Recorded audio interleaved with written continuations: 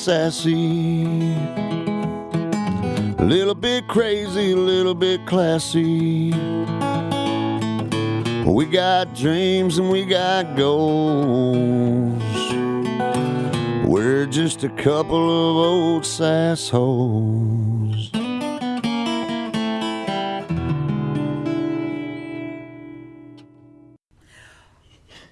I thought you were going to yell so loud. You looked like you got scared. Hey. Hello. Hello. Hello. And yes, welcome to A Couple of Sassholes podcast. I'm Brooklyn Maple. And I'm Heather Terry. And this is our podcast about true crime, fucked up shit, random holiday themes and facts, because we do what we fucking want. We're very theme oriented. Including when we hang out. And life. Everything. Yeah. I love it, and it brings me joy, and I'll give zero fucks. I'm not mad about either. It's very fun. So, you know what's also fun? What? Halloween is in 2 days. Yeah.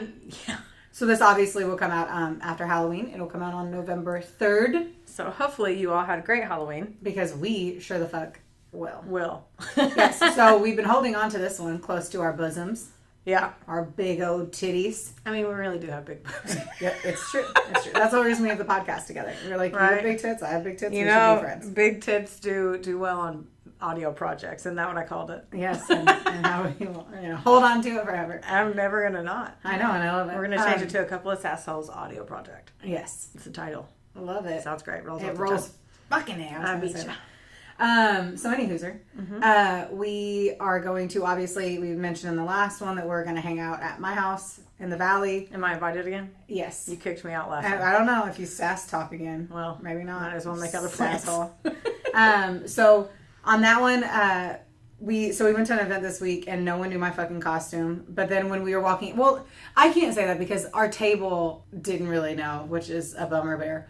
But whenever we were leaving, like 4 people ran up to us and we were like, "We love your costume." And they were like, "Master." And they bowed down to Travis, which I'm sure got his rocks off. But we're going to wear that same fucking costume, which I'm looking forward to. Yeah. Because it's a pretty quick turnaround. The Valley takes trick-or-treating very seriously. So, in your neighborhood? Yes. So I have to figure that shit out on tomorrow and get it all together. Tonight, carving a pumpkin. What is your, now that you can say it, what is your costume for Halloween? Well, the first one, we were Eddie and Dustin from Stranger Things on Crushed Thursday. it. You guys nailed it. The like overall way that like William, your husband, had it all the way down to like the watch and the shoes that he wore. He picked out all that on his own. I know. It blows my, that got the fucking, that he had a leather jacket and then he had a vest over it and that he had actually put the patches on. Ironed them on. Mm-hmm. I mean, the commitment. Yeah. The commitment. Fell in love all over again. God, me too. Me fucking too. So, yeah. So we did that, and then what's our next one? Then we're literally sitting right on the table. Yeah. He's gonna be the Jack Links. Sasquatch, and then I'm gonna be a bag of beef jerky because that's my favorite sneaky snack. I think that's amazing, and I cannot wait to see that. Yes, and then I was a tube man yesterday, an inflatable tube man at my work. What you doing? I'm looking for chapstick. Do you have any? Not on my personal. Well, then I'm going to have to quit this pocket. Oh, wait, found it. So many pockets in my fucking leggings. Yeah, so we can tell them what we're going to be. You can. Okay. Go for it. Heather, all right. And I just want every person who is listening to this podcast to know that the whole reason I'm doing this is for you guys. I literally told Heather that I'm doing this for content for our Facebook. Yeah. We are going to be sumo wrestlers. Yes. But I can't. Oh my God. You guys. Do you know how much? I'm not even going to look at you. I'm going to look at the microphone. You listeners. you listeners. Do you guys know I've been dreaming of this day for 3.5 years? Yeah. The day she literally has. That was like an early Christmas present. It's the best gift she's ever given me by agreeing to it. The only thing I had to do was say I'd pay for it. Yeah. But it was like $25. So it's worth it. I would pay $50 just to see it. The fact that she's doing it. My little girl's growing up so fast. I'm so proud. I'm a proud sister. Dressing up in costumes, and she's not like, "I'm a deer," and then looks like adorable, like annoyingly adorable, like she did last time. You're welcome. It's going to be great.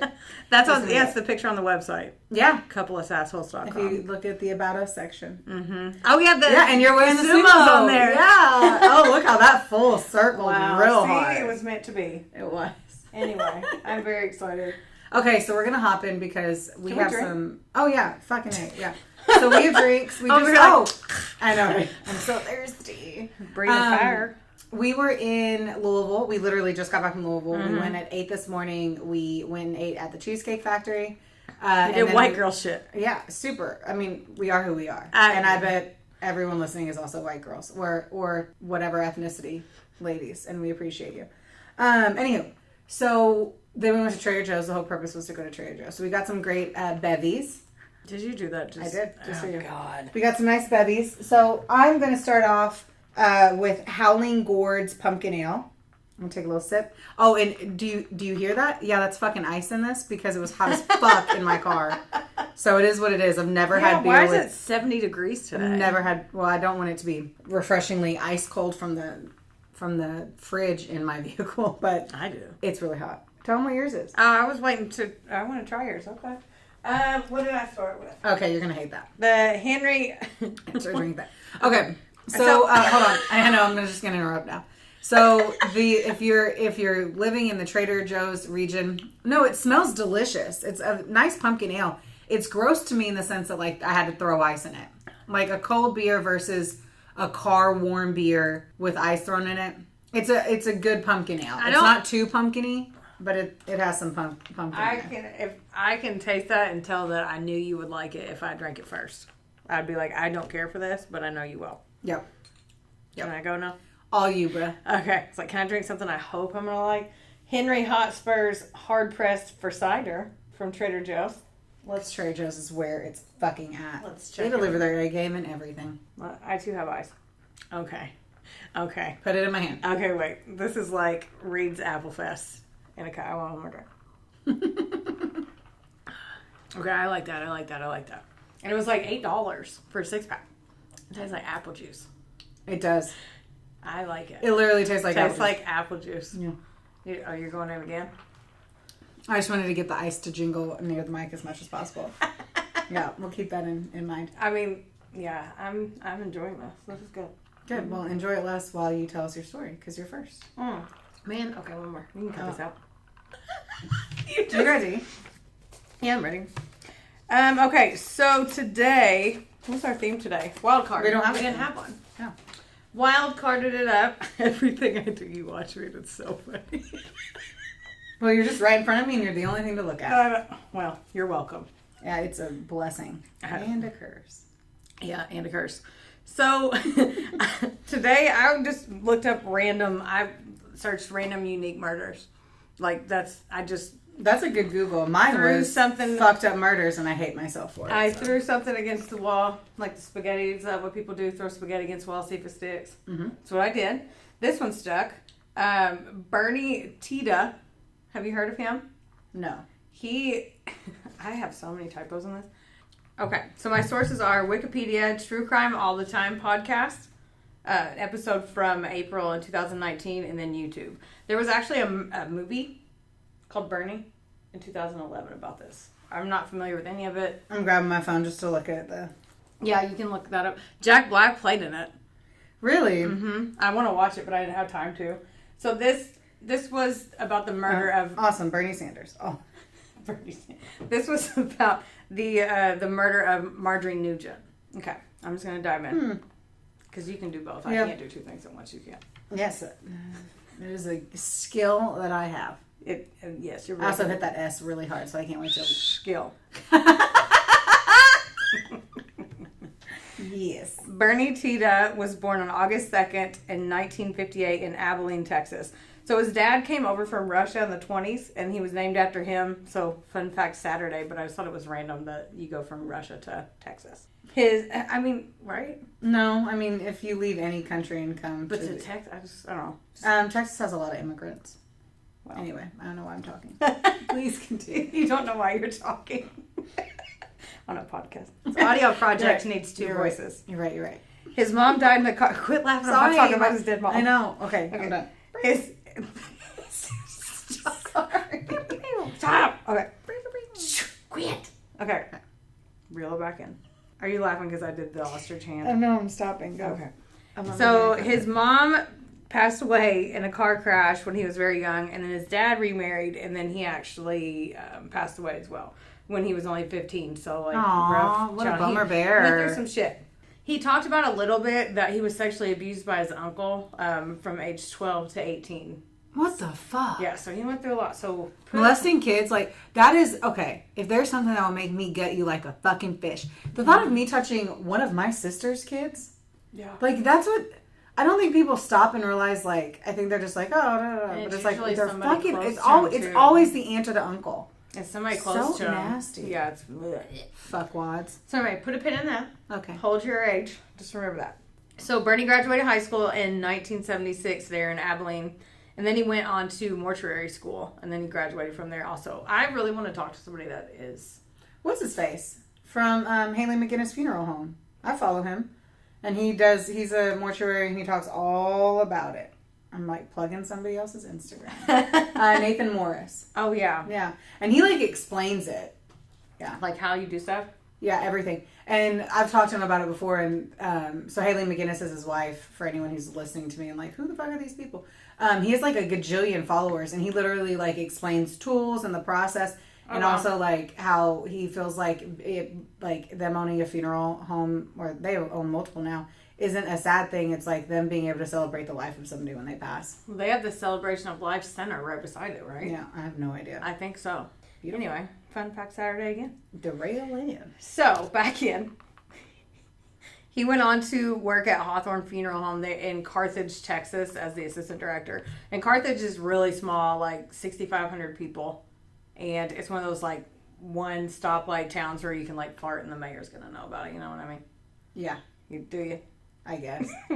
I mean, all the fucking towns around here, Livermore and stuff like that. Yeah, but like 65, yeah. Livermore is like 1,300 less. Yeah. I don't even know that. I just saw a sign. Anyway, I don't know. Anyone that listens in Livermore is like, we do not have 1,300 people. My mistake. I said that We're factually. Huge in Livermore. We are huge in Livermore. We might be. We are. I can feel it. I can too. So people in Carthage said that he was an awesome singer, just like his dad, and he was made to be a funeral director, so everybody loved him. I had to flip my paper over. The guy's face was fucking staring at me. Yeah. He was very kind and caring and comforting and everything that you'd have to be for that job. People really liked him in that town. He was super generous, and like they said, he would give you the shirt off of his back. He made people feel good about themselves every time he was around them. So it was said that when... You have a Halloween shirt on all day and I didn't know? Yeah, of course I had a Halloween shirt. Oh, so it matches my earrings. Oh. It's like I'm getting naked. Oh my! It's so fucking hot. It is because it's 70 degrees outside, which is very confusing. Yeah, it's very hot in here. So t-shirt it is. Sorry, you're fine. I was like, keep vamping because I just lost my spot. Cool. There we go. But they also said that he would do whatever it took to make people like him and want to be around him. The older women in the town loved him. Like, he sang in the church choir, and he especially took to the widows, like, after their husbands would pass. He would go out of his way to be there for them. That sounds very skeezy. Yeah, doesn't it? But, like, this one's going to mess with your emotions the whole time. So, like, think about that. So, Bernie never dated any women. Like, all the older ladies tried to fix him up, and he's like, no, I'm good. Mm-hmm. He was gay, but I said he was gay, but he didn't have a rainbow bumper sticker on his car by any means. Like, people assumed it. He didn't advertise it. I don't think that he was closeted, but he didn't just come up and be like, hey, I'm Bernie, and dudes are hot. Like, he was, So he wasn't flamboyant, I guess is what you're saying. Yeah, not really. Bernie met Marjorie Nugent in 1990 at the funeral home there at Hawthorne when Marjorie's husband died. She was 75 at the time and he was 33. Okay. Just to give you like a timeline. She inherited millions of dollars because he made bank from the oil business, and she was the richest woman in town there in Carthage. She didn't have the best reputation though. Like, people didn't like her. They thought she was kind of a bitch. Good for her. Like, I hate to say 75, richest bitch in the town. Yeah, they thought she was snooty and mean. I wonder why. I know, right? But apparently, like, she kind of was a dick. But she probably was. She had one son and 4 grandchildren, but they weren't close at all, and it didn't bother her. She was even said, like, nah, I don't need to see you. I don't care. So even her sister lives in the town, but they didn't see each other. So the family didn't really mean that much, and nobody really knows if it didn't mean that much or they just don't want to be around her. But either way, they didn't see each other hardly at all. I know. Bernie started going over to Marjorie's house to visit her, which wasn't weird because he did it all the time, but he started going quite a bit. And within a few weeks, he actually moved in and was her bitch. So he moved into her mansion with her. Okay. Like, he was her errand boy, her assistant, whatever you want to call it, but he lived with her there at the house. Over the next few years, though, they started gallivanting all over, like, global big, like, bomb-ass trips, not just going to Louisville for the day to go to Trader Joe's. Like, they were going to, like, Greece. Oh, that wasn't... Okay. I thought it was a baller trip, but, like, if you wanted to take me across the globe, I don't think I would be mad about it. Like, Across the globe. What a weird way to say it. Well, how would you word it? Like, if you want to take me on an international trip or, like, I don't know, across the globe. Yeah. Okay. More animated. Very much. They went on shopping sprees, and money obviously wasn't an object for her. She loved to spoil Bernie, and as long as he did exactly what she said. I mean, like, if she said jump, he better jump, or she's gonna get pissed. So soon after, he gained power of attorney over her shit, so he could write checks from her bank account. Like, this is within a few years. Some say, like, he pushed her a little bit, but I mean, can you blame him, really? I would. He's like a gay guy in East Texas with 6,500 people. So it's not like there's tons of men in his dating pool. So why would you not just get you a sugar granny, you know? Like I would. A sugar granny? I mean, what do you call it? I mean... With no sugar. Yeah, just I mean, she's... Just me, Mom, over here just... He's... paying my way. I mean, if I get that. I would do it. Why would you not? I would do it. It's not, So he eventually went part-time in the funeral home. And then, so he could be with Marjorie more and more. By 93, and they've been friends for 3 years, so less than we've known each other, he went ahead and quit his job altogether and became her business manager, full-time personal assistant. Like, he basically was up her ass. Well, I don't know why you haven't quit your job and done that for me, but I guess I'll stick around. Where's my global trips? I didn't know that was on the table. I would have fucking provided them for you. No, I would not. Townsburg media pays well, but not. Y'all heard it first. Not there. So she eventually ended up taking her family out of the will altogether. Like, they didn't hardly see each other, and then he became the sole beneficiary. So it was about $5 million back in the 90s. I didn't look at what it would be now, but it would still be a little bit, like, a lot more. I mean, what I would do for $5 million today. Right. So as the years went on, their relationship kept getting weirder and weirder. And you have to think they live in a teeny tiny town. So you see this older woman with this guy in his 30s that everybody, you know, it's just, the dynamic just keeps getting more weird. So Marjorie became like a control freak, and she wanted to know where he was all the time. And they, like, if iPhones were a thing, he would have been fucked. Is she the person that gets killed? Mm-hmm. Oh, she deserved it. I'm kidding, guys. I mean... Y'all are there thinking about it. Yeah, we're not big enough right now where we're gonna get hate mail for what we say. That's true. People might just turn us off, but I'm just saying. I mean, she sounds crazy. This is gonna mess with your emotions all over the place. It's just a different, unique story. Yeah, it's a roller coaster. There's ups and downs. So I'm buckling up. Some people even reported that Marjorie had him give her massages, like weird shit, like even that's not weird. Even if you would give me a massage, I'd ask you. What? But you won't give me one. She would even ask like him to shave her legs, though. That's fucking nasty. Like, I love you, but I ain't shaving your legs. If both my arms are broken. No, I asked you if you would blow dry my hair if both my arms are broken. Because you always say it in the morning. Because your hair takes so long to blow dry Heather Terry. I have blown your hair dry. You have. Before, when you were too drunk and you... I dunked myself in the hot tub. Yes. And we were going to go out. And I said, no, not unless you blow dry my hair, and you did it. And we shouldn't have Ubered ourselves out of the house that night. But we did. Peace up to Mallory for being there, too. Oh, what did you say? It was a peace up to Mallory who was there, too. She was in the back of the photos as well. Like, ah. Yeah. She's 10 years younger than us, or 20 than me, and she babysat it. Okay, back in. Yes. So, think about it. Old lady legs. He's trying to get her to shave them, right? Mm-hmm. Now, she became verbally abusive and emotionally abusive, and their relationship kept getting worse. So, November 19th, 1996, 6 years after they met, Marjorie and Bernie were going to go grab dinner. She bent down to pet her dog. He picked up a .22 caliber rifle, shot her 4 times, and killed her. She was 81 at the time. I would not be, if I died petting a dog, not the worst way to go. 81's a good life. You're a millionaire when you died. I mean, she had a good life. She was 81. Yeah. So, guess what he did next, though? Like, right after that. I had sex with her dead body. No. You had that one on the holster, but no, you didn't. Sorry, lots of Dahmer. Lots of Dahmer, guys. His mortician instincts kicked in, and he cleaned off her body, wrapped it in what I can only assume to be an expensive bedsheet, because she's loaded, and put her in the freezer. Guess in her body, I was going to ask you to guess again, but we're not doing a guessing game. I don't want to do pop quizzes, so. Okay. And obviously you don't want my psycho responses. Understood. But okay, 9 months. No one figured it out for 9 months. But she was just gone in general. Uh-huh. So I listened to a recording of him talking, and it's so creepy. Like, everybody Google Bernie Tiede interview, and please listen to him talk about it, because it sounds like he's just talking about his grocery list. He's just casually saying he did this. But, so during the 9 months, of course, he had to cover his tracks, because she was, like you just said, she was just gone. So, but it's not like her family would come and check on her. Right.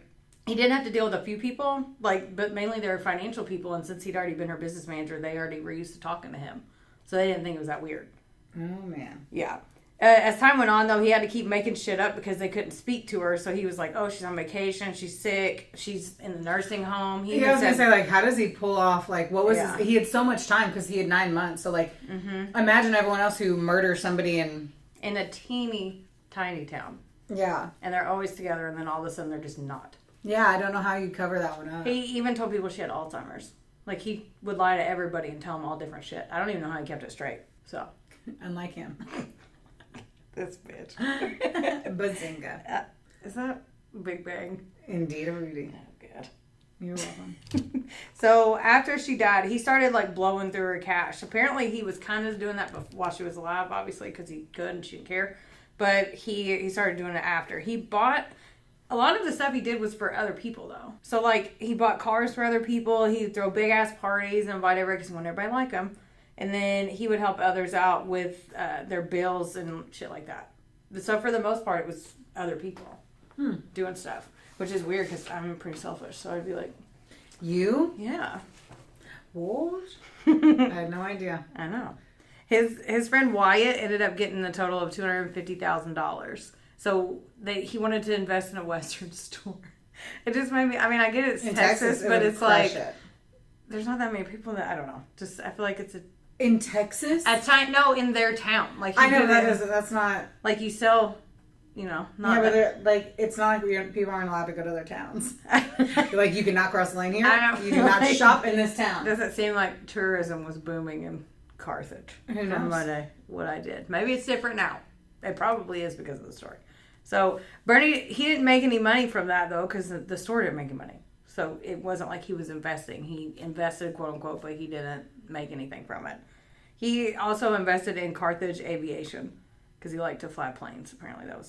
He also pledged $100,000 to his church to build an addition there. So, you just...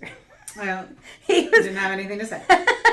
He was Robin Hooding all over the tiny town. But no, still, Marjorie's still gone. 9 months. So people start to be like, okay, where is she at for real? Where's she at? Yeah. The sheriff started getting calls. Everybody wants to know where this bitch was. And he's like, yeah, you're probably right. Because I haven't seen her either. So he calls her son. He's like, hey, you need to come look for your mom. Something's weird. Oh, the cop calls the guy's son and is like, come look for your mom. And he's like, ugh, fine. Because, they don't talk. So him and his oldest daughter, which would be her granddaughter, they go there. And then those two and the sheriff, they go to her house. Do you know how far away they lived?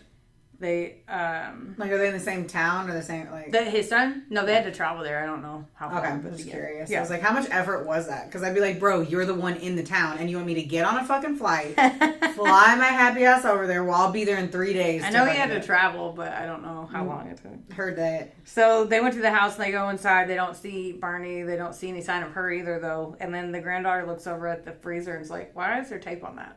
That's weird. The granddaughter. So they go over there, and they open it. They had to move a fucking frozen turkey, and they found her body underneath it. Like, he put food on top of it in the freezer. They went and found Bernie, and they brought him in, and he almost confessed immediately. Like, he was like, oh, yeah, I did that. And listening to it is so wild. He almost confessed? No, he confessed to it, but it's like almost instantly. Like, yeah. Okay. I was like, I don't get it. Okay, now I get it. Now I understand.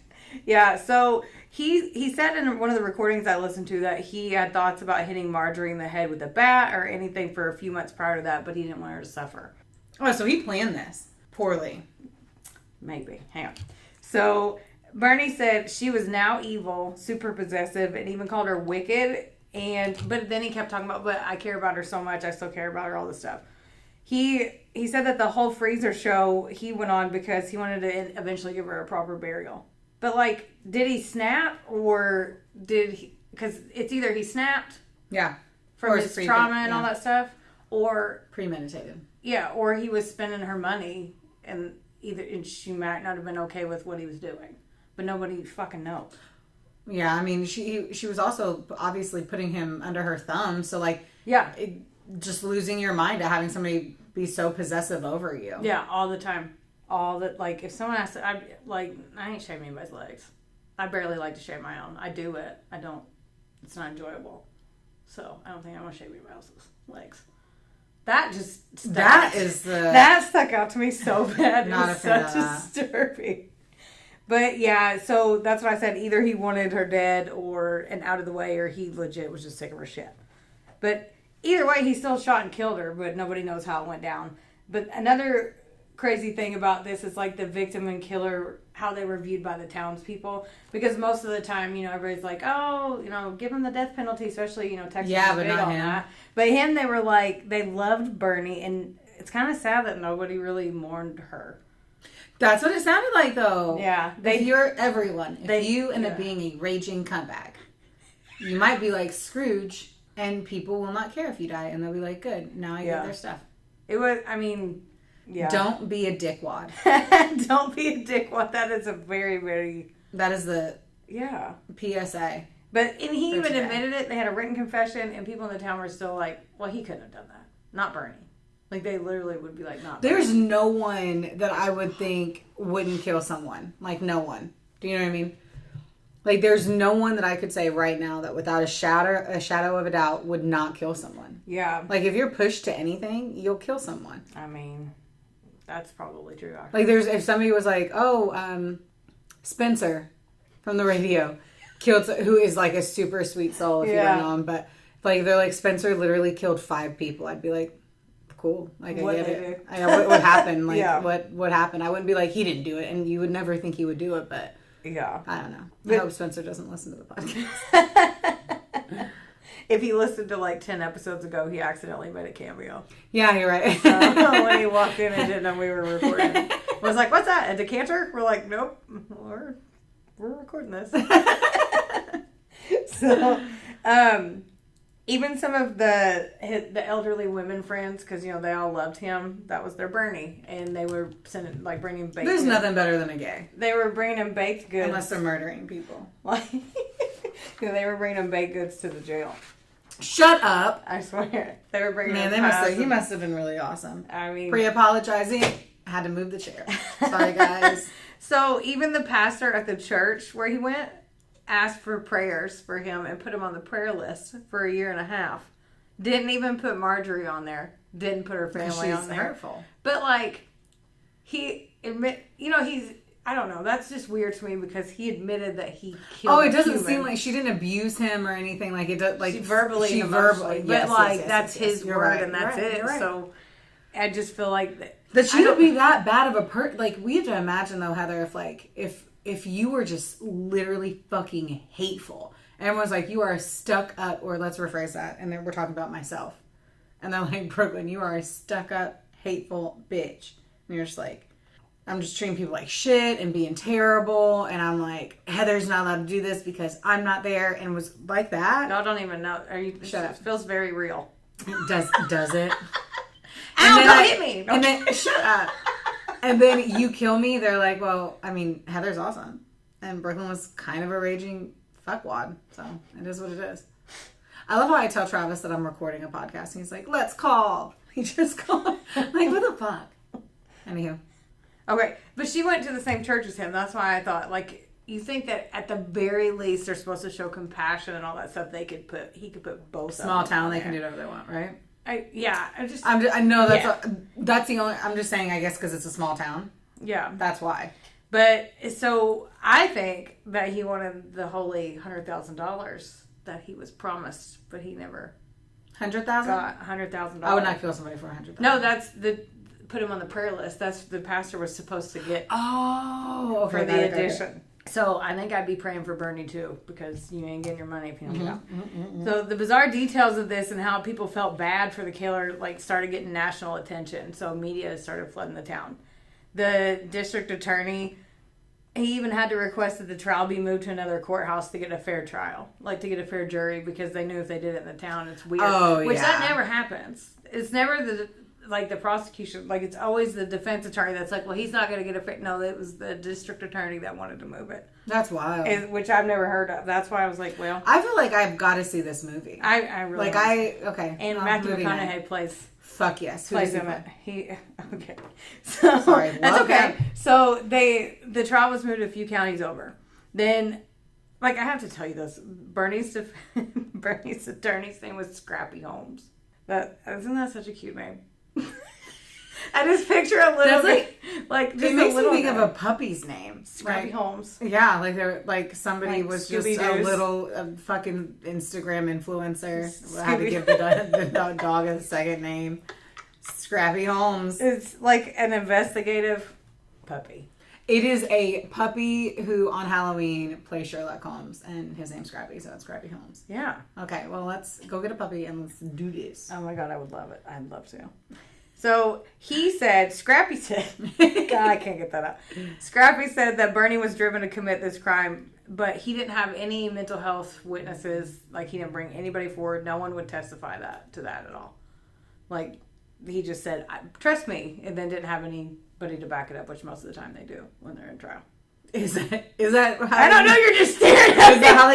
I love how you guys, we are in a blank room with a microphone, and Heather's like, all you're doing is staring at me. I'm like, I'm listening to you talk, and I'm looking at you while you speak. I'm used to facial expressions. I was like, well, why? I have so much Botox in my face. How are you used to anything? From the eyeballs down, I would like you to make an expression. My apologies. My apologies. Fucking A, man. Okay. He also put Bernie on the stand and he testified, and I can't imagine how well that went, because when I was listening to his recordings and everything, he sounded so nonchalant about all of it that couldn't have helped his cause at all. Like, at all. When he acts like it's no big deal. He's like, oh, well, Thanksgiving was 2 weeks away. I put her under the butterball. Yeah. Just so I could bury her later, but then you're buying people cars. And also, my turkeys are so heavy. Okay, anyway. I don't know. He said he got up there and he was like, yeah, I dragged her body by the feet to the freezer. But then guess what he did after that? He went to his play rehearsal at the college because he was in the theater there. Shocking. Yeah. And then a gay guy in theater? What? I know, it's blasphemy. But he... Around the globe. I mean, what did you say? What was yours? International travel. That's boring. Okay. Gotta church it up. But listen, so then he went to the play rehearsal at the college and he was acting in the freezer. Like, right after he shot her, he went there. He took 40 students out for a pizza party. And he went, like, right. That's insane. Like, he shot her. Yeah. Did that. That's picked fucked up. Like, then he obviously has, like, some crazy shit going on. Yeah. Like, and then, so he obviously was convicted of murder and he was sentenced to life and eligible for parole in 30 years. So... one thing I didn't think about was how it affected the other people. He was like a sugar daddy too, because he was giving money to people. He was like Robin Hood all over the town. So then whenever he got caught, like, the aviation business went to the IRS. Like, they froze everything. So obviously that guy that was running that lost everything for that too. His friend Wyatt was the guy that owned the Western store, which apparently his business wasn't doing great anyway, but they lost that. They froze all their assets. And then her family actually sued them. For getting all that money too. The church for some reason started building that addition that I was talking about, thinking they would get the money, but that was dumb. Yeah, that's what I don't understand. They did it anyway. They were like, "Oh no!" It's like, well, people make dumb choices. Yeah, they didn't pray hard enough because they didn't get it.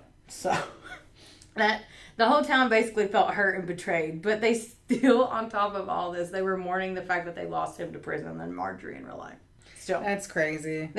So Bernie's in jail, right? He's teaching arts and crafts. He's singing in the prison choir, which I want to know what songs they sing. I have a lot of questions about the prison choir.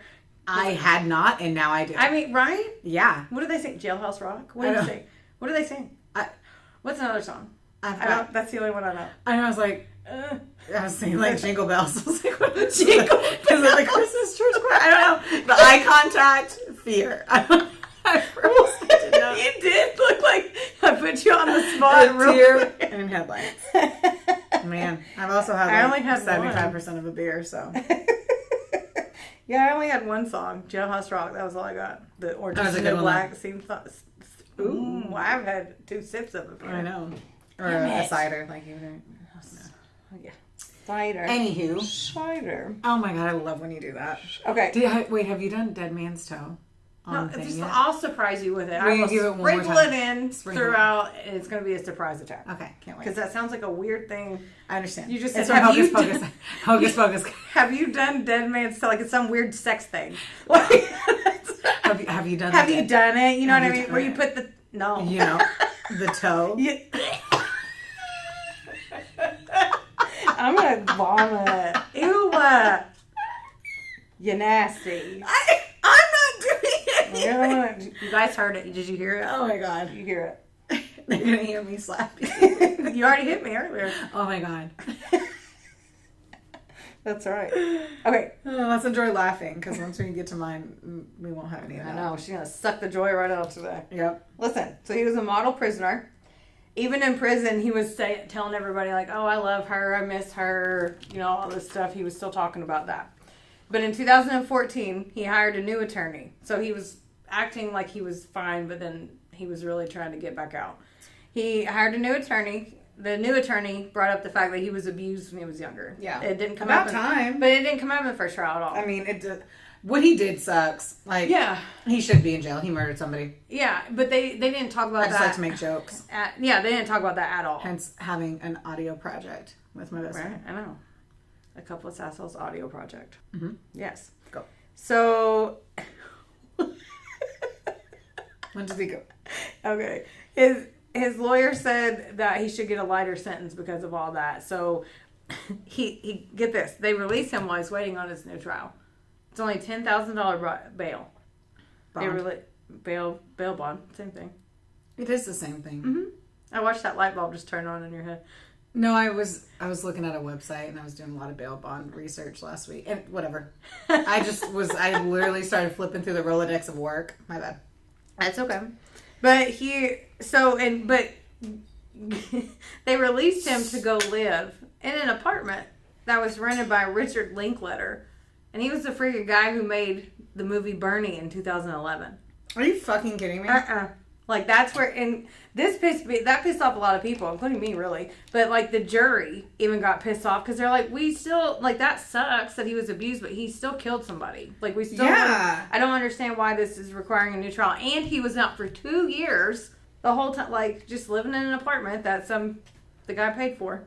Is wild. So Marge. I wonder how charismatic this motherfucker was. I mean, he sounded like it. Not when he was talking about her murder, but like just him talking in general. He sounds like a guy that you would want to hug. Like, I don't know. It's weird. It makes me mad. This is just an emotional roller coaster for me. So Marjorie's family got mad too, but the new trial didn't start until 2016. His lawyer found some mental health people finally that would testify that his abuse caused a dissociative state, dissociated episode when he killed her, and basically said he didn't know what he was doing at the time. I'm like, first of all, he said that he thought about hitting her in the head with a bat 2 months before. Second of all, he did the college pizza party right after, same day, and he cleaned up everything. So, but he literally fucking mummified this bitch and put her in the fucking freezer like an old meatball, and hosed off the garage like he did like an old meatball. So he just, oh god, oh what? Just rubbing. Okay. Just wrapping up a meatball. Yeah. It is what it is. It is what it is. His lawyers said that 17 years in prison, because that's how long he had been in before, like, that was enough. Like, he didn't need to go back in. I mean, that is a long fucking time for the life of somebody that nobody liked. See, this is the emotional roller I coaster. know. that I can't pick a side. I'm because fucking it's hard. teeter-tottering all over the place. They even compared Bernie to a battered wife in a sense. Like he finally got pushed and couldn't take it anymore. I get that. The new jury ended up giving him the exact same sentence though. So 99 to life this time. Like same outcome. He, like, I'm not sure if he's ever up for parole, but he's still in prison. And that maybe Kim Kardashian will go and try to get him. Save the day. Yeah. That's the weird story of Bernie Tiede and how he murdered Marjorie Nugent. And now I need to go watch that movie. Yep. If you compare the Jack Black audio to Bernie's audio, Jack Black does a really good job. Of course he does. Jack Black always does a good job. Yeah. Actually, I can't stand him as a character in every movie that he's in, but I really liked him. So I like him the in that one movie Christmas I loved movie. him in The Holiday, and then I saw it later on and was like, he's kind of fucking annoying, but it still feel good. Yeah. Maybe I'll watch that while I carve my pumpkin tonight. Okay, everyone. So that was a wild story. I had never even heard of him. Me so either. Very intriguing. Before this. Yeah. And now I want to watch that movie. Yeah. Mm-hmm. I told you after, what did I tell you on the way here? I said, you're going to want to watch that movie July after I tell you about it. Because you don't know. But I don't want to. It's just weird. It's just weird. But it's not, I would never watch that if it wasn't for the fact that you did a story on the podcast about it, you know? No, I wouldn't pick it out. No. I don't pick out anything that has Jack Black in it. No. Except for The Holiday. Okay. All right. So, you guys, I literally am just going to read what I wrote here. Bro, before I say anything, this is legit a rough one, and I must say, probably not suitable for children. So all you moms out there getting your listen on in the school pickup line, turn us down or off because shit is about to get so fucked up. Also, I want to say, I Googled crazy murders and found this guy. I did what I do best. I chose the name, didn't look into it, and then continued on with my life until a day or two before we had to do this and realized how terrible he was and was already committed to it and had to go with it. I love that. I wrote that. Now we have a disclaimer. Okay. Yes. I'm so nervous about this one. You've given me anxiety about it. All right. Yep. It's one of those that just kind of changes you after you fucking dig into it. Which sucks, and it is what it is. So we're going to talk about the Kansas City Butcher. I got my info from Wikipedia, which it's 10,000 pages, and I had to cut shit because there's so much going on here. There's just a lot. There's a lot. So if anyone's interested in it, like definitely Google it, go into it and do your own research because there's just so much and we just don't have time to go into the super nitty gritty of the horrible shit. I don't know if I want you to because the disclaimer. Oh, no, it sucks. There's nothing worse. This is the worst thing I've ever read. Oh. Ever. By far. Okay. And I've been watching Dahmer. This is by far worse than Dahmer. So, and I didn't even know who the fuck he was. And that's my fucking bad, but I got too far into it. So anyway, I'm going to tell you about Robert Berdella, the Kansas City Butcher. He was born on January 31st, 1949 in Cuyahoga Falls, Ohio. His father was a devout Roman Catholic of Italian descent. The family regularly attended Mass, and they were nice and religious. He was an intelligent boy, but a loner and didn't really play outside with other kids. He did have a speech impediment, like yours truly, and had big-ass glasses because he was super nearsighted, so he looked real fucking cool. He also had high blood pressure as a kid, which I didn't realize was actually a thing. I didn't know that kids could... No, I didn't know that either. But he was taking a lot of medication for it, too. So pretty much everything was happening with him. He's kind of not looking that cool. And I literally wrote in here, I was like, I didn't realize that was a thing without, like, your accounting job stressing you out before payroll was due, but whatever. So he was on meds for it, and his younger brother was super sporty, and so it was thought that his dad liked him more. He also hit his kids with a leather strap, but I wonder about the details on that. Was it, like, just a little smack, don't be a twat, or, like, a full-on beating? You know what I'm saying? I love that. I'm just curious. I know. Like, a leather strap is a belt, but I'm happy that we got, like, what was it? I don't... So, I have a photo of him, and I wanted you to say, doesn't he look like that porn star guy? He looks like Ron Jeremy. Yeah, Ron Jeremy, but... Yep, Ron Jeremy. There's no anything else, any way around it. Yep. So, he realized whenever he hit puberty that he was into guys, and he didn't really tell anyone about it because he really just couldn't do it back then. But later on, he ends up being just one of our jazzy little men. I didn't know he was gay. When I picked him, I got his name, and I was like, him. That's it. I wrote on a post-it note Robert Berdella and then continued on until right before when my research was like due within 24 hours. I was like, oh, fuck, this guy's terrible. So, we both randomly picked gay guys on accident. We both love gays. I love gays. That's probably why. Yep. So yes. When he's in his mid-teens, he gets a bit more confidence and ends up being a prick. Like he starts to mansplain and be condescending towards women like a super fuckboy jerkwad. Ew. Yeah. So on Christmas Day in 1965, the Berdella family drove to Canton, Ohio to visit relatives. That evening, his father had a heart attack at the age of 39. On Christmas? At 39? At 39. My mom had massive heart failure at 47. Like, shit can happen. 2 days later, he returned to Cuyahoga. I don't know how to fucking say that, guys. Falls by himself. When he arrived home, he was told that his father had died. Like, he had the heart attack and he did die. What year was this? Sorry, I forgot. 65. Okay. He sought solace in his religion and later read extensively about many faiths, but he became cynical about religion. So he saw a fucking movie. Oh, no. A fucking movie. I'm going to do this because he is going to blame, when I get to page 9/10 of my notes, he is going to blame this movie for all of the horrific things that he does. So let's just say he saw the film adaptation of John Fowles' novel, The Collector. Have you seen that? Mm-mm. I haven't either.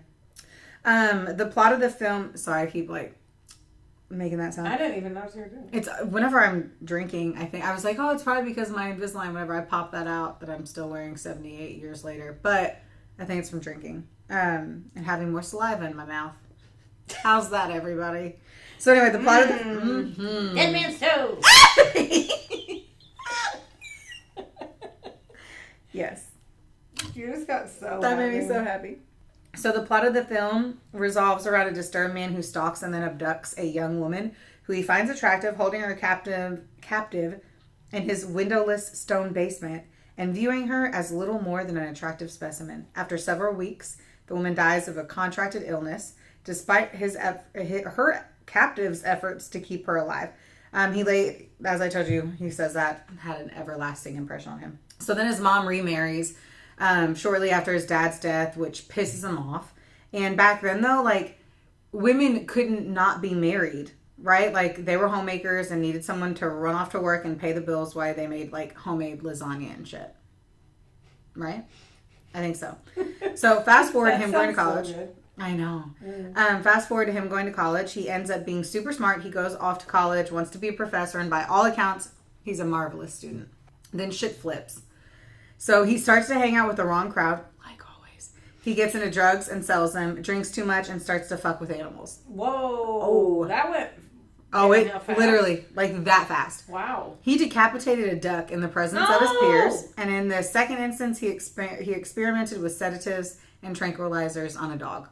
Okay. So at 19, he's arrested for trying to sell meth to an undercover cop. Meth.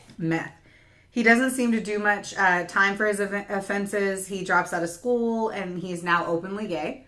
And he spends a lot of his free time with male prostitutes, drug addicts, petty criminals, and runaways. He later says that it wasn't the case, but whatever. That's really what happened. And he was his goal was to gain power over them. He was acting like he wanted to help them, but basically was having sex with them and letting them stay in his house rent-free on 4315 Charlotte Street. He's liked by his neighbors. He's fun and flamboyant. He is even the fucking chairman of the South Hyde Park Crime Prevention and Neighborhood Association. Oh my God. Wow. He had taken various short order jobs as a cook to cover his legal fees from when he was 19 and get in trouble for the selling of the meths. And he ends up getting really fucking good at it. So he thrives in that area, starts a small business too, selling antiques that takes off as well. He decides to quit cooking and he becomes a short order cook just to pay for the legal fees, gets really good and ends up being like a higher level cook in all these different restaurants. Huh. Then he opens up he starts selling antiques and likes that more as making more money. And so he opens up Bob's Bizarre Bazaar, spelled bizarre. Anyway. Remember that song? Oh my God, yeah. At the Westport Flea Market in 82, where he primarily sold and traded primitive art, jewelry, and antiques. Although occasionally he was making a generous monthly profit, the income he typically generated via this business was not enough to like maintain his daily expenses. And so as a result, he would occasionally steal or scavenge for items to sell at his booth or take lodgers at his home as means to getting additional income. So he opens up that thing, so then he can't cook. Kind of confusing here. Yeah. He's like, okay, well, I'll just steal shit at my shitty bazaar. I don't fucking know. Anyway.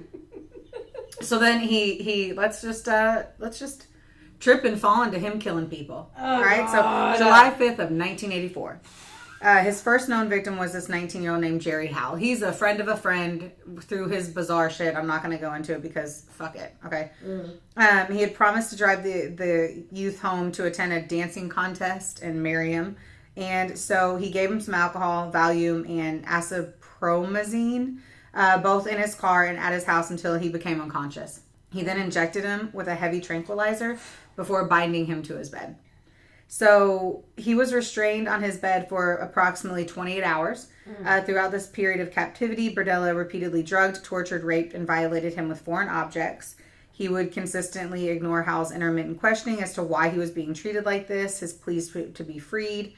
He was either and whenever they talk about how he died, I believe he choked on his own vomit. In combination of the gag and the medicines were too strong and he couldn't catch his breath.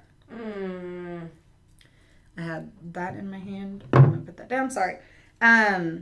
So he'll later say that he tried to do CPR after he had died, but I doubt that. Yeah. Really? Yeah. Well, then he then suspended Hal's body above a large cooking pot and made several incisions in his inner elbows and jugular veins before leaving the body suspended in this position overnight to allow the blood to drain from the corpse. The very next day, he decided he would then dismember his body using a chainsaw and boning knives before wrapping the sections in newspaper and trash bags, and then he threw them in a larger trash bag that he placed in his trash. Okay, hang on. So he goes from duck heads to this. Like, in years later. Okay, I'm like... No, but he just seems so normal. And... Like, you go and buy a vase from him, and then now he's got... Yeah. Dudes chained up from the scene. Fuck this guy. I don't like this. Oh, yeah. He's a fucking... I don't like this.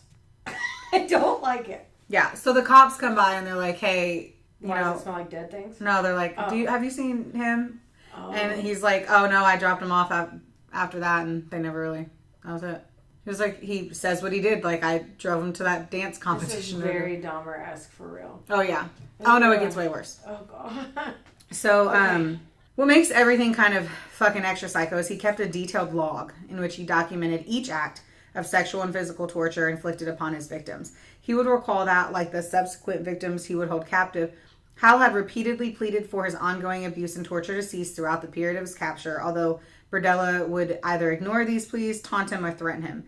He would remain adamant to investigators that this was not for his enjoyment, but that it was just a physical and mental satisfaction.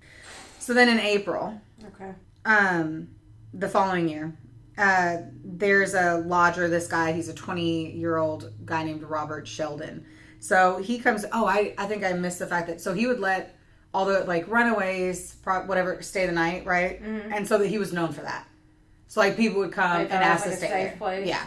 And so they would ask if they could stay. Motherfucker. Yeah. So he comes over and he's like, hey, do you mind if I stay here for, like, a short period of time? Obviously, he has, like, some constraint because I believe that was July of 84 and this is April of 85. I wonder what makes him go. Like. Yeah. So, I mean, anyway. And now it seems to be an opportunity, right? So the guy comes over and he's like, hey, can I stay here for a little bit? And he was responsible in paying rent. He considered him, so Berdella, for whatever reason, is like really fucking annoyed with Sheldon. He doesn't like him. He doesn't find him attractive and he feels like he's a nuisance and he's like letting him stay for no fucking reason. And so one day he says he comes home and that the guy's like drunk, like 2 days later. And he was adamant that he had held no issues with him, but just saw him as like someone, ready, and I quote, to express some of the anger and frustration that I had toward other people on. Oh, no. So he drugged him with sedatives and held him captive in the second floor bedroom for 3 days.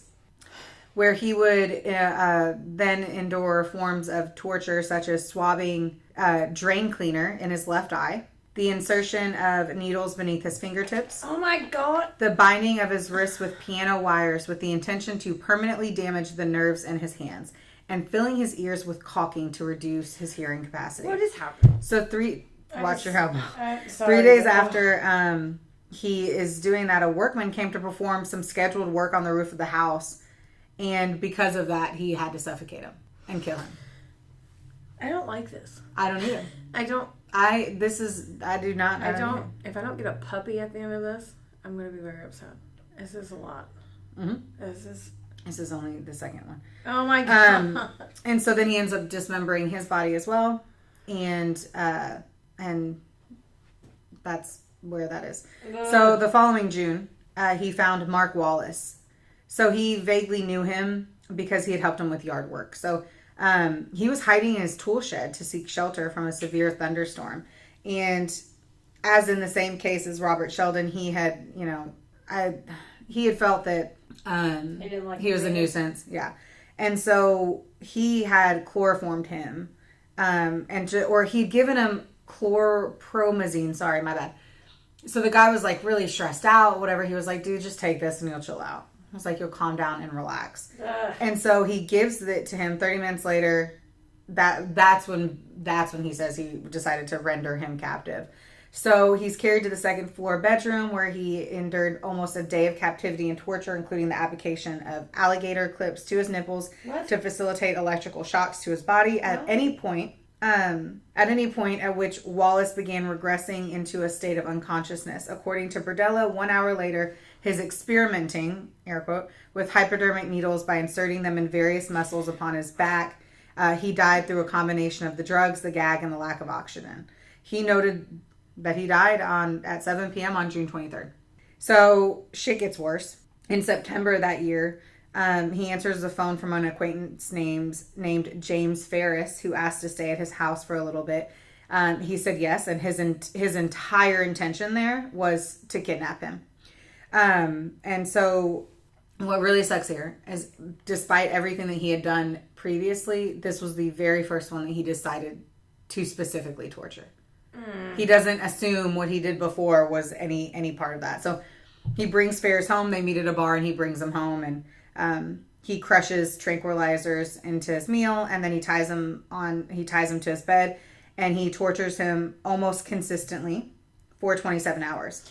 God. The torture included administering a 7,700 volt electrical shock to the shoulder and testicles for up to 5 minutes in each moment. So shocking him at a very, very high rate for 5 minutes. God, this sucks. And then he would do acupuncture via hypodermic needles to the neck and genitals. Ferris sadly became like delirious because of all of the physical and sexual assaults. He logs it and says that he was unable to sit up for more than 10 to 15 seconds. He has very delayed breathing. And finally, he noted that Ferris died with a slang term he had used in his career as a chef, saying 86, which Berdella would later explain meant anything from throw it out to stop the project. I forgot that he logged everything until you just fucking said that. Yeah. This is horrible. So bad. Mm-hmm. I don't like it. Yeah. I don't like it at all. Well, we're about to get to the worst one. No. So Todd Stoops, he was 23 years old. He was a drug addict, and sometimes he would be a prostitute alongside his wife. Oh. Yeah, they had lived briefly in Berdella's house back in 1984. They move out of his house. They don't see him again until forever. They end up like bumping into him at Kansas City's Liberty Memorial Park on June 17th in 1986. So he invites him over to the house for lunch. With an added incentive of sex, as Stoops stated, he needed $13 to purchase drugs, the equivalent of about $33 now. Oh, I was going to ask you that. So he would later stress to investigators that he had been extremely physically attracted to Stoops. So this is the first guy that he's like... That he actually liked. Yeah, he was like, this guy is hotter than sin. Well, he holds him captive for 2 weeks before he dies. Oh my, I knew it was going to be longer. Yeah. I knew. So he basically ended up being a sex slave. He uses electrical shock through Stoop's closed eyes in an attempt to blind him and injected drain cleaner into his larynx to try to silence him from screaming. During the second week of his capture, he asks for a soft drink and a sandwich, and when Berdella refused, he burst into tears. On June 27th, he ruptured his anal wall with his fist. And towards the end of his captivity, he tried to feed him ice cream and soup, but he wasn't able to keep anything down. He was getting really weak, and he wasn't able to really breathe in the sitting position. And he died, and the forensic pathologist later testified that it was because of septic shock from the fact that he had ruptured his anal wall. Oh my God. Yeah. So then in the spring of 87, he became friendly with a 20-year-old named Larry Wayne Pearson. They had a casual friendship at first, and he admits when he was a kid, he was into witchcraft and wizardry. So shortly thereafter, Pearson temporarily lodged with Berdella and willingly performed chores around his home as a means of paying the rent. He did not initially intend to capture this individual, but formed the plan to do so on June 23rd when, having bailed Pearson out of jail, the young man began jokingly referencing to the practice of robbing gay men as Wichita. I don't know. That evening, Berdella ensured Pearson became intoxicated before injecting him with chlorpromazine and moving him down to his basement, where he bound his hands above his head and linked the rope he had used for his purpose to a brick column before injecting his larynx with drain cleaner. He then brought an electrical transformer to the basement. This is a nightmare. Yeah. According to Berdella, Pearson was by far the most cooperative of the 6 murder victims. On the 5th day of his captivity, having by this stage endured torture such as repeated administration of electrical shocks with a transformer and the breaking of several hand bones with an iron rod to render him submissive, he deduced that Pearson had earned his trust to have continued cooperation in his sexual and physical abuse. As a form of reward, he moved him to the second floor and basically told him if he continued to cooperate, he would not continue to inflict as much pain upon him as he had done while being held captive in the basement. So through the latter part of his 6 weeks of captivity, ask you how long it was. Pearson trained himself to sleep without moving in order to not antagonize Berdella and thus invite further torture and being returned into the basement. After 6 weeks of captivity, Pearson deeply bit into Berdella's penis before screaming he could not continue to tolerate this ongoing poor treatment. In response, he killed him by bludgeoning him into unconsciousness with a tree limb, then suffocating him with a bag, and driving to, he suffocated him with a bag, and then he had to go to the hospital to receive treatment. He bit him in the dick because he's like, I can't fucking take this anymore. Yeah. Which, I mean... 6 weeks. How would you not? Yeah. Fuck. And so that means that he was trying to be good to, hopefully become free one day. Why would you... I mean, that's... Yeah, that's obviously... Yeah. Fuck. Ugh. So, he dismembered his body in the basement and took his head and he stored that in a plastic bag and he put that in his freezer and then buried his body in his backyard. What the... One in the morning on March 29th in 88, Berdella abducted his last victim, a 22-year-old male prostitute named Christopher Bryson, whom he lured to his house upon the promise of payment for sex. Bryson was knocked unconscious with an iron bar, then bound to Berdella's bed, where he was subjected to similar methods of abuse and torture as he'd done with his other victims. Yeah. He repeatedly swabbed his eyes with ammonia. What? Before disclaiming to him, the only things you need to think about are you, me, and this house. After several days, he explained to Bryson that he had begun to trust the captive, and so he was able to kind of talk to him and get him to, trust this captive, and although he was willing to discuss aspects of the abuse and torture he was receiving, there would be no negotiations pertaining to his sexual abuse. He finished this discussion with a stern warning, I've gotten this far with other people before, and they're dead now because of mistakes they made. Well, on the 3rd day of his capture, Bryson had gotten enough trust from fucking stupid cuntwad that he persuades him to, during his daily regimen of tying his hands, they would tie his hands in front of him. And basically he was saying it so that he wasn't being turned over during sex anyway. And he said he had thought constantly about escaping. So the following day, he breaks free because Berdella wasn't paying attention and absentmindedly left a box of matches in the room within reach. Oh. And so he was able to catch his ties on fire and get free. So he jumps out of the window. Oh, God. On the second floor. Breaks his foot. Yeah. And the only thing he's wearing is a dog collar. Oh, no. This is like a bad movie. Yeah. Okay. And so he runs across the street, finds a meter reader. The meter reader takes him to the neighbor's house. They call the cops. They come over. Do you get one? So he says that he was, obviously. Because he was the last victim, but he got out. So he initially claimed he had been hitchhiking when he was abducted, but he tried to obviously say that it wasn't because he was prostituting. And that he was kept on the bed on the second floor of the house, whatever. So as he spoke, the officers also noted that in addition to the dog collar and his broken foot, he had red, swollen eyes and visible scars and welts all over his entire body. So the two officers maintain a discreet surveillance of the property, and they take Bryson to the hospital with another cop. So they didn't go to the house. And then they go.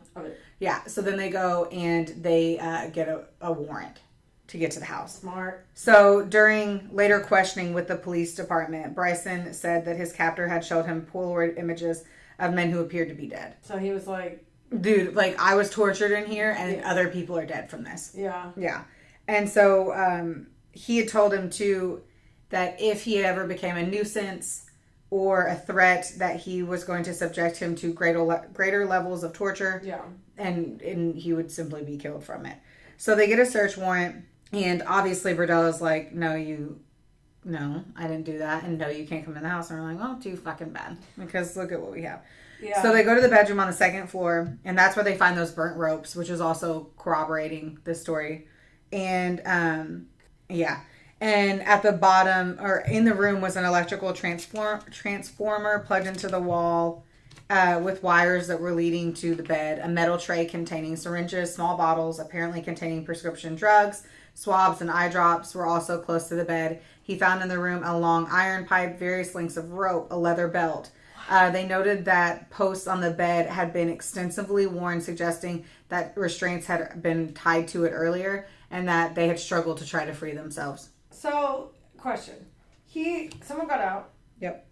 He didn't clean any of that up after he didn't, obviously. No, he was at work. Oh. Yeah, so he was gone, he was at work. He was at work, okay. So he didn't know he got out. Right. Okay. Right. Got it. So then, he comes home, and I think it takes a little bit long. I don't know how long it took him to get like a warrant. They probably were like, hurry the fuck up. We found it. Doesn't matter though, because I'm going to tell you what else was in that house. Oh, sorry. Okay. So it won't even matter because you can't get rid of what he did. So when they searched the house on 4315 Charlotte Street, they uncovered a human skull inside of a closet on the second floor of his property and a partially decomposed human head in the backyard. They also found several human vertebrae that were scarred by a hacksaw and also knives that were just in the hallway. Oh my God. Several human teeth were stowed in two different envelopes. A hacksaw and a miter saw were discovered in the basement of the property, and a chainsaw was also found to be soiled with bloodstains, flesh, and pubic hairs. Oh. Luminol tests revealed that the floor of his basement and two plastic trash barrels were extensively blood-stained. I bet. I'm sure. 334 Polaroid pictures and 34 snapshot prints of various male individuals were also found within his house. These pictures showed Christopher Bryson and several other men in life and in death, and many of the images had been taken as the subjects had been tortured. The search had also uncovered numerous restraints and sexual devices, pornographic material, the hypodermic needles, book on narcotics. They had also found newspaper clippings regarding the missing young men. Yeah. Both a wallet and a driver's license that belonged to a missing person named James Ferris was also on the second floor of the property. So they search his property, and obviously, and they have a task force of 11 detectives and one sergeant to focus exclusively on the case. They go through his history, discovering that he was a well-known individual, among Kansas City's male hustlers, having earned a reputation for preying on transient young men. Several of the male prostitutes were also reluctant to accept him as a client, both because of the penchant for drugging, injecting, and torturing his sexual partners and acquaintances, but also because he had long considered a suspect in the disappearance of 2 men that they all knew about, which was Jerry Howell and James Ferris. So you're right. This is fucking hella Dahmery. Yeah, it is. And I'm sure that the police are the same, like, the whole homosexual aspect, probably. This was in the 80s, so Dahmer would have already been found, right? When was Dahmer found? I said 91. Oh my God. So it's like the same mentality as they might not have been as taken this seriously as. Right. So I'm going to jump through some other things, like they have to go through dental records. They're trying to figure out who some of the guys are. 2 of the people, the Howell and the Ferris, like the guy's wife was able to say that was his whatever. I don't know what it was. Yeah. As I'm kind of flipping through. But he provides testimony to prosecutors between December 13th and 15th after he changed his plea and sought approval for their agreement not to seek the death penalty against him. This is what blows my mind. You hand out the death penalty to anyone that comes into your house because you want to, in the worst fucking way. Mm-hmm. And then you're like, let me live, though. Go fuck yourself. Yeah, he should have had to experience and endure everything he did to everyone else. I want to see. I'm going to have to look up the interviews of this. So, I don't know. Because I wonder if it's creepy. He then goes back in his testimony and he claims that the movie he had seen in 1965, The Collector, had left a major impression on him. Really? So, like, it was really, like, fucked with me. And so I decided to, he literally blames that. He's a fucking idiot. Are you serious? Yeah, he said that following the senses of shock and disgust he claimed to have initially experienced after killing his first victim, the movie had resurfaced in his memory and became a motivating source for, like, the subsequent other murders. Yeah. He's so fun. He's so stupid. Yeah, so a lot of other things, though, he confessed to some of the abbreviated entries, and he basically says, like, that he had to do it for himself, and, like, he wasn't doing it because he liked it, but because he needed to do it. Okay. Yeah. It's not Pilates. You're not doing it because you need to do it. You're doing it because you fucking like it, you fucking crazy asshole. I am mad and disturbed. Unfortunately, yes, as you should be. This is... So...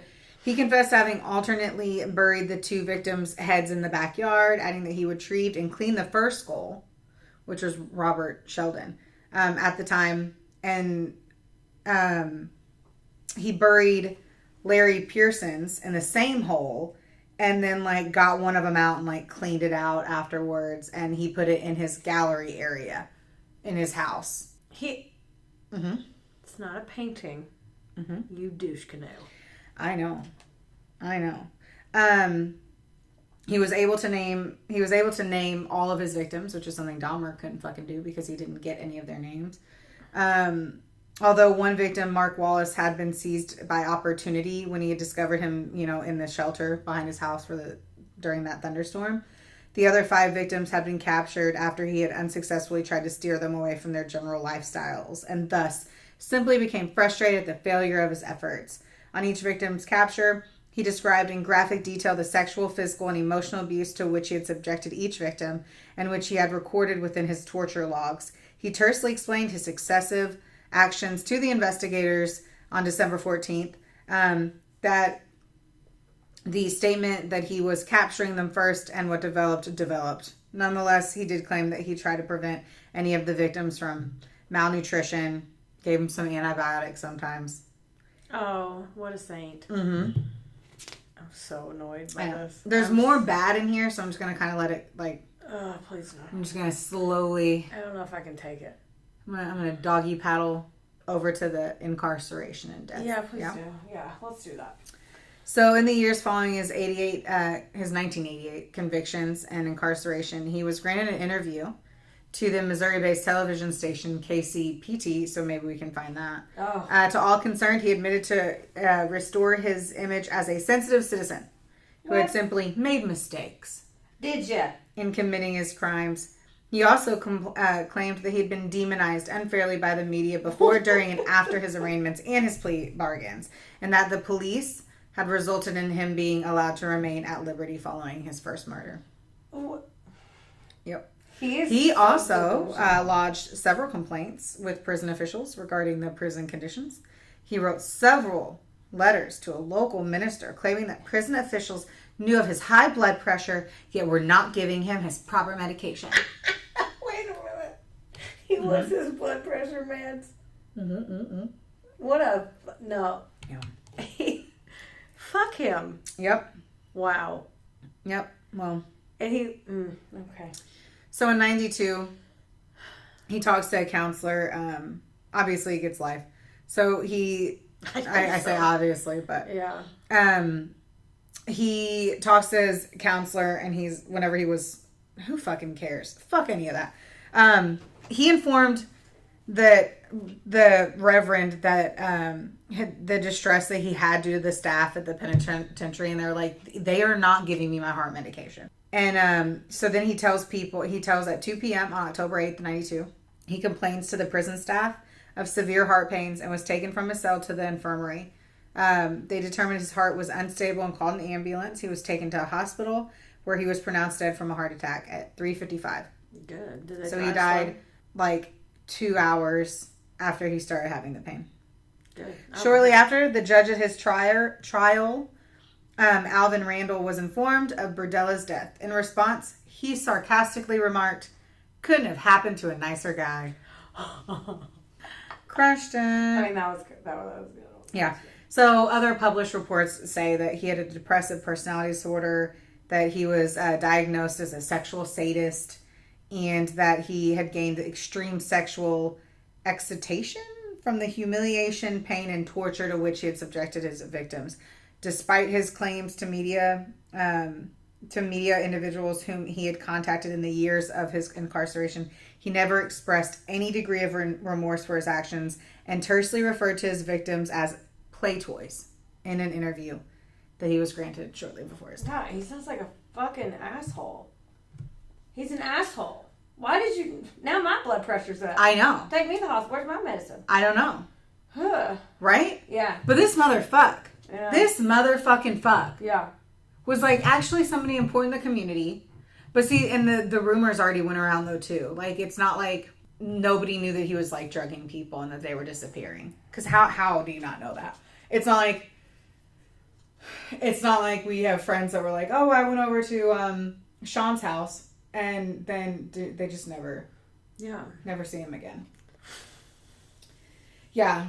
If you Google him too, sadly there's photos. Of Obviously what? all of those. Of that stuff? Of stuff. The evidence? Of the stuff. I'm not doing that. I'm not going to do it either. Mm-mm. My work computer's seen enough. So I didn't mean to see it. But that's the fucked up fucking story, abbreviated, because this is a very long story. I don't want to hear anymore. I know. And that's why I cut chunks out. And that's not even enough chunks. Like, the thing is, too, is, like, I think what's so interesting, not interesting, I guess that's the only word I can use for anyone who wants to yell at me for it, is just, like, he was so intrigued by the torture aspect, that's what made him a sexual sadist. Yeah. I don't know that they said that about Dahmer or other one. Like, Dahmer's the only one I can compare him to because it seems awfully fucking equivalent, and he just got 6 versus 17. Yeah. This guy was just like, you're fucking annoying. I hate that you're here. But then he's the one that brought him. That doesn't make... I think that's what they had said, is like, he got away with the first one. That's what always happens. When they get away from the first one, or get away with it, they're like, oh, I can do this now. Yeah. And so whenever they do it, they're like, oh, well, this person's kind of annoying. I'm going to do it to this person. Mm-hmm. Yeah. How do we even come back from that? I don't know. I don't know. I literally don't know. We talked about it on the way back from Louisville. We were like, so what? Who wants to go first? I mean... And I was like, well, I gave you the abilities to hop out of this one, but how utterly fucking terrible. So, let's talk about, how are you going to paint your pumpkin? It's a surprise. Okay, well, it's not a surprise right now because it's a podcast. Surprise and to we you. are trying to get, I don't care. We are trying to give an exciting, uplifting end. Okay. So just fucking say you're going to see it on Monday morning anyway. Yeah, I'm going to do 2 maybe, but I know I'm doing 1. I'm going to paint it like Violet from Willy Wonka. Like, Oh, paint it all blue. cute. Yeah. I'm glad that I thought about that because I need to print that out. Like, put her face on the top, put buttons, paint it all violet. Really? Mm-hmm. That's going to be one of them. I might do another one. I haven't decided yet. But I know that one for sure because it's I don't know what I'm going to do because if it's a competitive one and I'm carving, I'm probably going to pick whatever was the hardest stencil that I have, but I'm not being utterly creative. I just wanted a pumpkin carved and I'm bringing it to work to be included, but I'm not expecting to. I just want to do that one because I think it's funny. I think it is super funny. Yeah. Like that's creative. Like I'm just going to be like, hocus pocus, like on a I'll make sure to send you photos though. So it's gonna be sad whenever we record our next podcast. Halloween's gonna be over, and now we're moving on to Thanksgiving. Yeah. How do you feel about that? I'm thinking about Salem still, and I know I bring it up every time. She brings it up so much, but I don't care. I have decided. I am. It's not even that I'm not excited. I just don't think like until we're closer to it.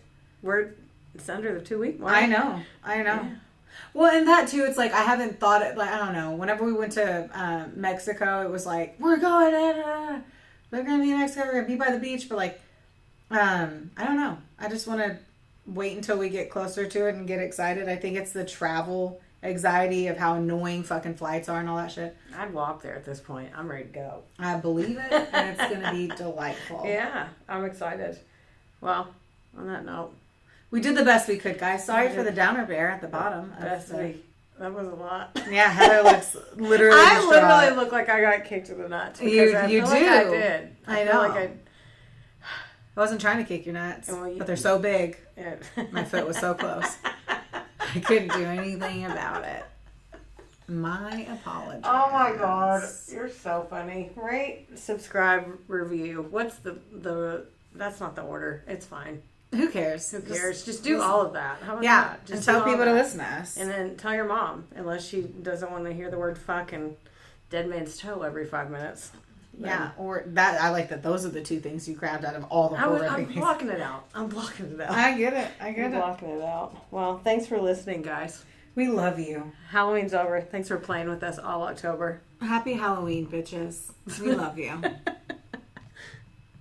Theodore, can I pet that dog?